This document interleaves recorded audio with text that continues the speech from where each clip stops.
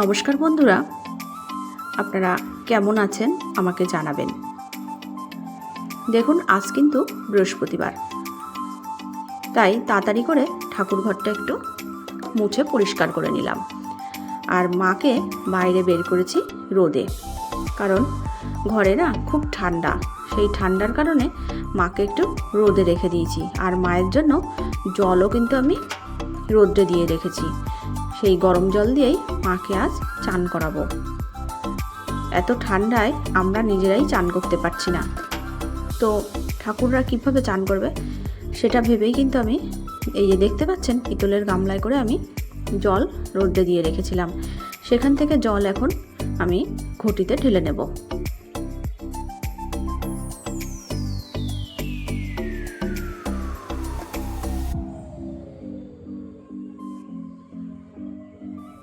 আর জলের মধ্যে দিয়ে দেব অগরু, কর্পূর, ঘি আর মধু।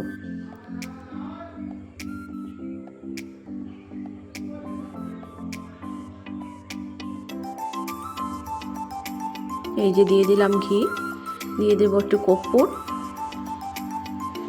সমস্ত কিছু দিয়ে মাকে আমি আজ চান করিয়ে নিচ্ছি রৌদ্রে বসে।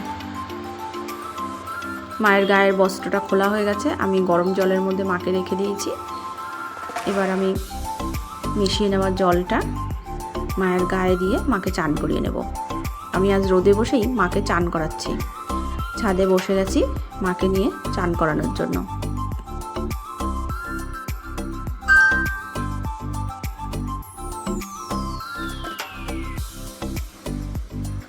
মা হয়তো খুব কিন্তু খুশি, কারণ আজ একটু গরম জল পেয়েছে। গরম জলে চান করানো হচ্ছে মাকে।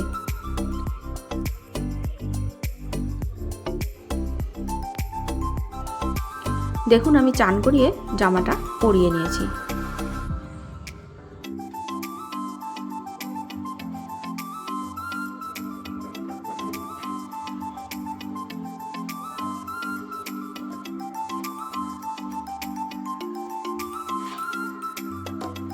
এবার আমি মায়ের গায়ের গয়নাগুলো সব পরিয়ে দেব।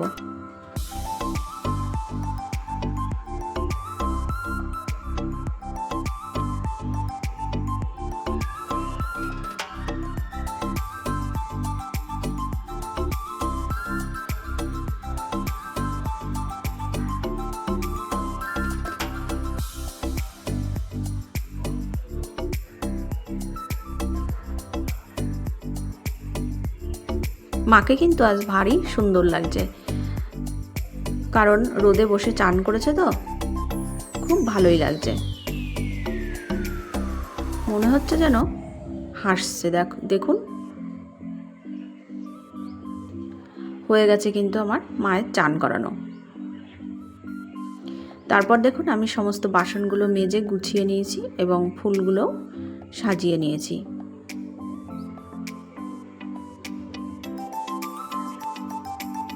এবার আমি মাকে মায়ের জায়গায় বসিয়ে দিলাম।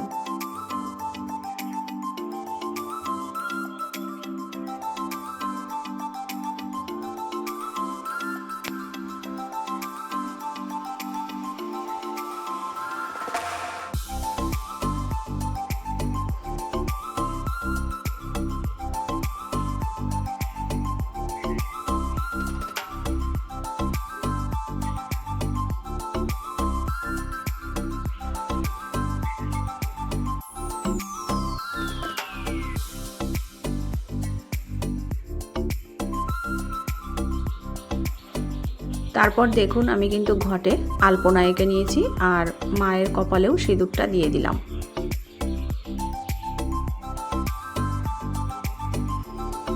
তারপর আমের পল্লবেও সিঁদুর দিয়ে দেব।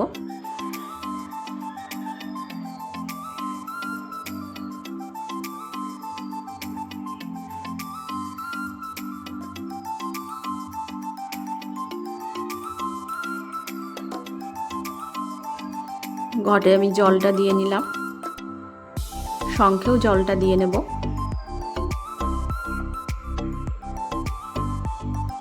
ঘটের মধ্যে আমি দিয়ে দিলাম একটা কাঁচা টাকার কয়েন, একটা গোটা সুপারি আর একটু আতপ চাল।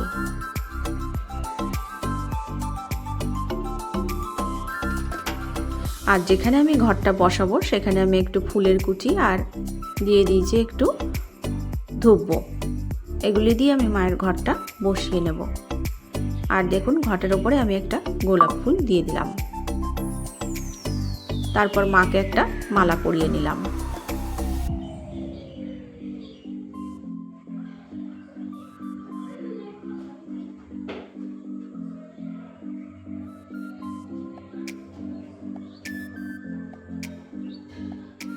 আমার কিন্তু জল মিষ্টিও দিয়ে নেওয়া হয়ে গেছে। শঙ্খটা একটু বাজিয়ে নিলাম।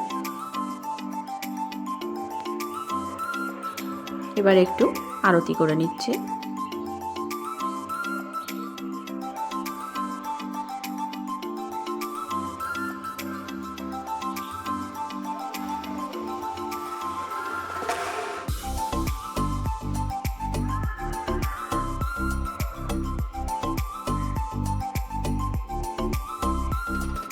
মাকে কিন্তু আজ খুব সুন্দর দেখতে লাগছে।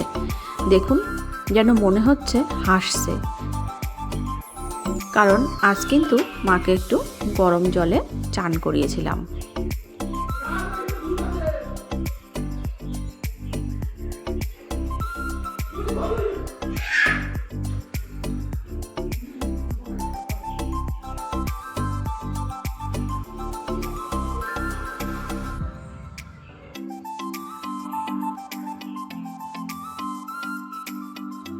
জল শঙ্খটা দিয়েও আরতি করা হয়ে গেল আমার।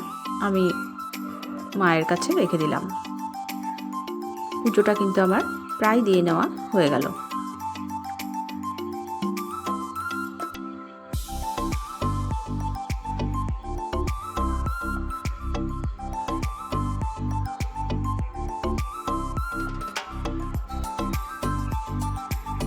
আজ বৃহস্পতিবারের পুজো আপনাদের কেমন লাগলো আমাকে কমেন্টে জানাবেন, আর আমার মাকে কেমন লাগছে সেটাও জানাবেন।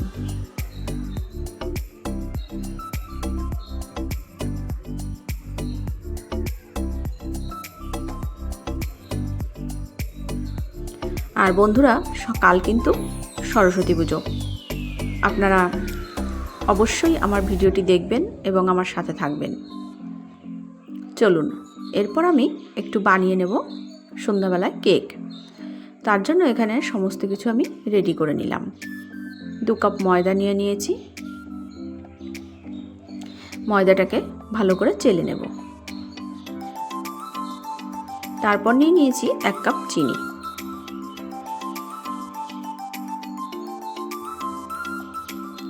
আর নিয়ে নিলাম একটা ডিম।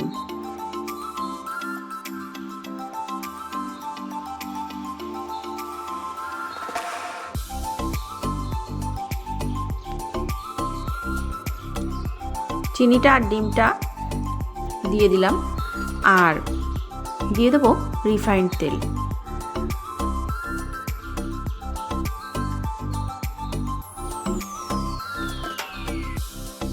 হাফ কাপ সামান্য পরিমাণে এই কাপেরই তেল দিয়ে দিয়েছি। দিয়ে ভালো করে মিক্সড করে নেব।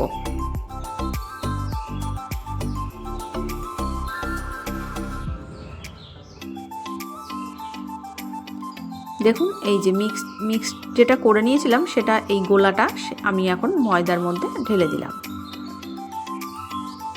ঢেলে দিয়ে একটা হুইস্কির সাহায্যে আমি নেড়ে নিচ্ছি।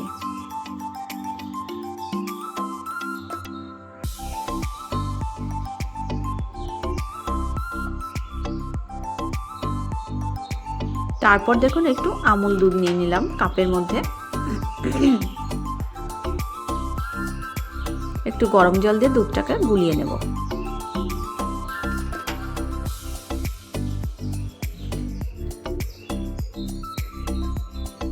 দুধটাও ওই গোলাটার মধ্যে দিয়ে দেব। ব্যাটারটার মধ্যে এই দুধের গোলানো মিশ্রণটা দিয়ে দিলাম। তারপর একটা হ্যান্ড হুইস্কের সাহায্যে আমি ব্যাটারটা একটু ফেটিয়ে নেব। আর সামান্য পরিমাণ একটু লবণ দিয়ে দিলাম।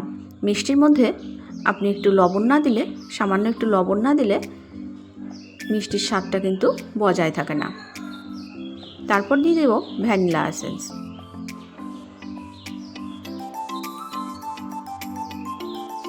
এটা গন্ধের জন্য দিয়ে দিলাম ভ্যানিলা এসেন্স। ভ্যানিলা এসেন্স দিয়েও ভালো করে মিশিয়ে নেব।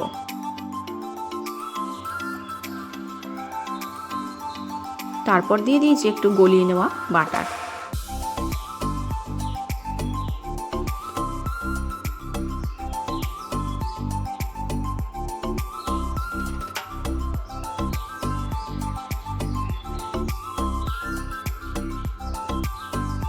দেখুন, তারপর দিয়ে দিলাম ওই গুলিয়ে নেওয়া দুধটার থেকে সামান্য একটু দুধ। দুধটা কিন্তু একবারে দিতে যাবেন না, অল্প অল্প করে দুধটা দেবেন আর ব্যাটারটাকে মেশাতে থাকবেন, কারণ ব্যাটারের ঘনত্বটা কিন্তু খুব ঘনও হবে না, খুব পাতলাও হবে না। যেই কারণের জন্য দুধটা কিন্তু একবারে দিয়ে দেওয়া যাবে না, মেশাতে হবে আর অল্প অল্প করে দুধটা দিতে থাকতে হবে। এই যে দেখুন, আবার একটু দুধ দিয়ে দিলাম।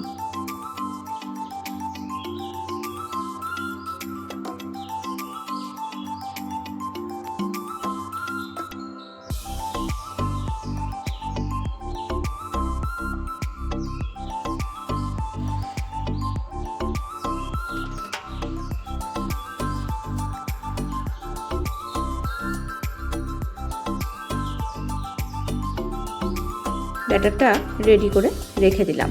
তারপর আমি এখানে কেটে নেব মোরব্বা। মোরব্বাগুলোকে আমি ছোট ছোট পিচ করে কেটে নেব।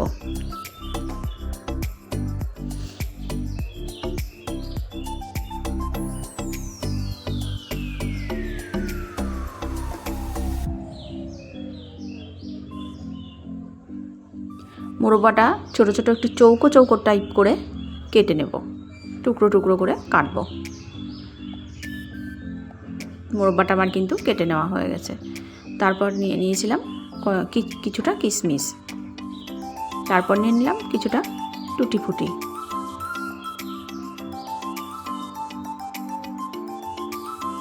একটা বাটির মধ্যে সমস্ত কিছু নিয়ে নিলাম।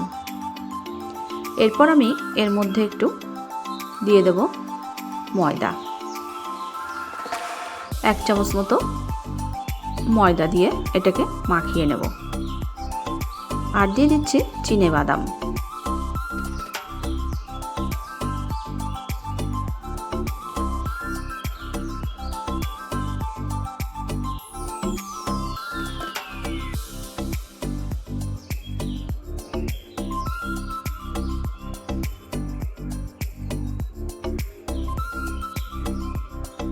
এক চামচ মতো ময়দা দিয়ে এগুলোকে মাখিয়ে নিচ্ছি। তারপর এই সমস্ত টুটি ফুটিগুলো আমি ব্যাটারটার মধ্যে দিয়ে দিলাম।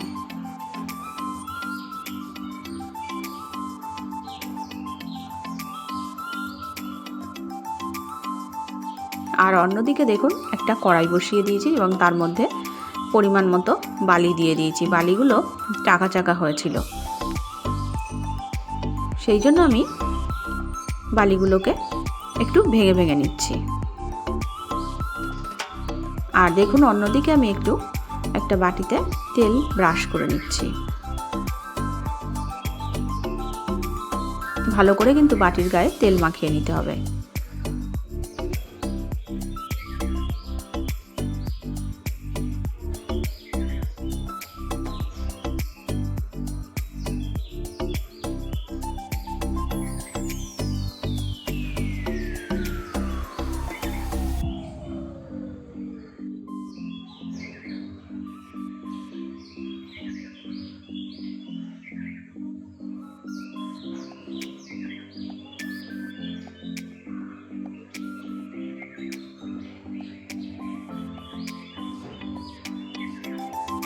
বাটিটার মাপে আমি একটা কাগজ কেটে নিয়েছিলাম।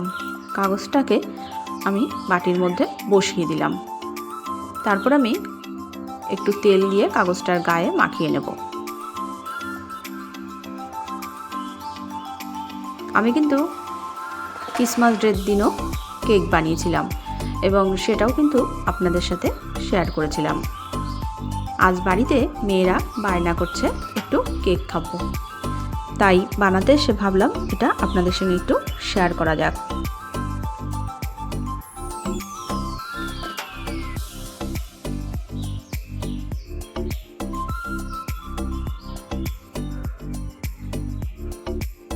তেলটা কিন্তু আমার মাখিয়ে নেওয়া হয়ে গেছে।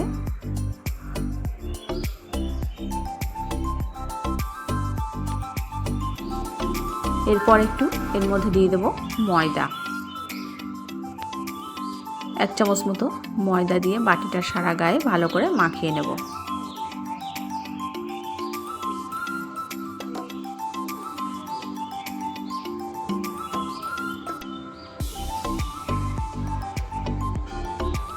দেখুন, যেটা আসল জিনিস সেটা কিন্তু আমি এতক্ষণ দিইনি।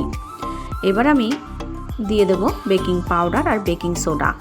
এই দুটো জিনিস দিয়ে আমি ব্যাটারের মধ্যে দিয়ে ব্যাটারটাকে ভালো করে মিশিয়ে তারপর কিন্তু আমি কেকের ব্যাটারটা বাটিতে ঢেলে নিয়ে কেক বেক করতে দেব।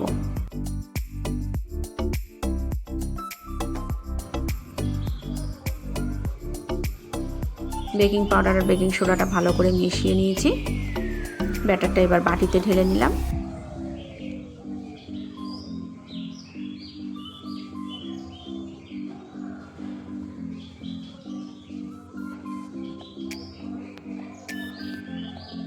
এই যে এবার আমি কড়াইটার মধ্যে বসিয়ে দিলাম।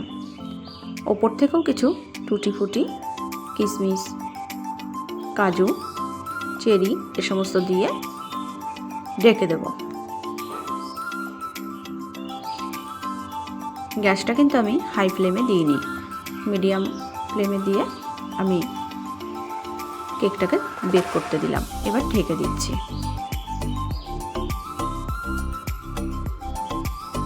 ঢাকনাটা একটু ভালো করে আটকে দেবেন যাতে চারিদিক থেকে হাওয়াটা না ঢুকতে পারে।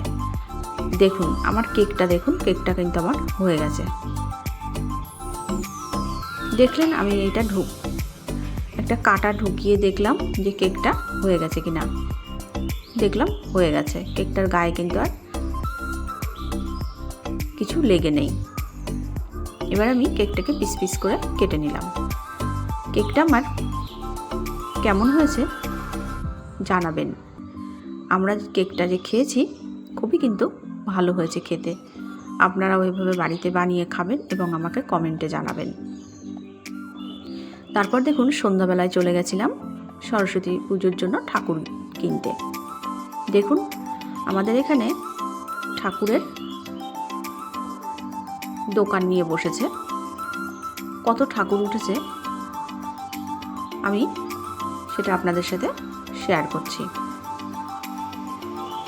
কত সুন্দর সুন্দর ঠাকুরগুলো আপনারা একটু খালি দেখতে থাকুন।